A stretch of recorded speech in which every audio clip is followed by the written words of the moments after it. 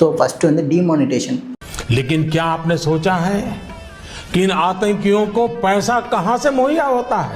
नकली नोटों के जरिए। டிமானிட்டேஷன் வந்து முழுக்க முழுக்க ஒரு கருப்பு பணத்தை ஒழிக்கிறதுக்காக கொண்டு வந்த ஒரு விஷயம். அதனால நம்ம வந்து மிடில் கிளாஸ் பீப்புள் வந்து இங்கே வந்து எந்த அளவுக்கு பாதிக்கப்பட்டிருக்காங்க, எல்லாரும் இந்த நாள் கணக்காக ஏடிஎம் வாசலில் எந்த அளவுக்கு நின்னோம் அப்படின்றது நமக்கு தெரியும். ஆனால் அதுக்கு பின்னாடி எவ்வளோ பெரிய ஒரு மோடிஜியோட மாஸ்டர் பிளான் இருக்குது. பாகிஸ்தான்லேருந்து கருப்பு பணம் 60,000 கோடி கொண்டு வராங்க.